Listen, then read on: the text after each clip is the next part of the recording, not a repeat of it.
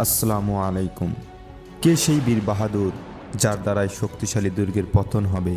আল্লাহ ও তার রাসূল সাল্লাল্লাহু আলাইহি ওয়াসাল্লামও তাকে ভালোবাসে, যিনি ছিলেন আমাদের রাসূল সাল্লাল্লাহু আলাইহি ওয়াসাল্লামের আপন চাচাতো ভাই, বেহেশতে যুবকদের সর্দার হযরত আলী ইবনে আবু তালিব রাদিয়াল্লাহু তাআলা আনহু।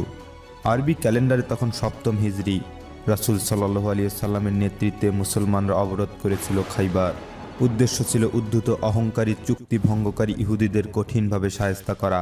খাইবারের কাসুম দুর্গ ছিল অন্যতম শক্তিশালী ও নিরাপদ দুর্গ।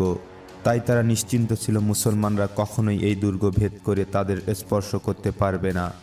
রাসূল সাল্লাল্লাহু আলাইহি ওয়াসাল্লাম দুর্গে অবরোধ করে প্রথম দিন দুর্গের দরজা ভাঙার জন্য পাঠালেন তার সবচেয়ে প্রিয় বন্ধু হযরত আবু বকর সিদ্দিক রাদিয়াল্লাহু তাআলা আনহুকে।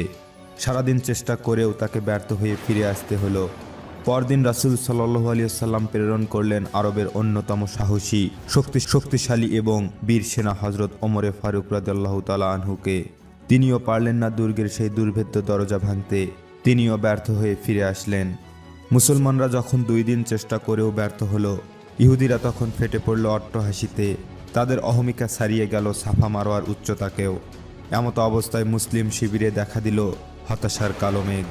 মুসলমানদের অবস্থা অবলোকন করে মুস্কি হাসলেন রাসূল সাল্লাল্লাহু আলাইহি ওয়াসাল্লাম।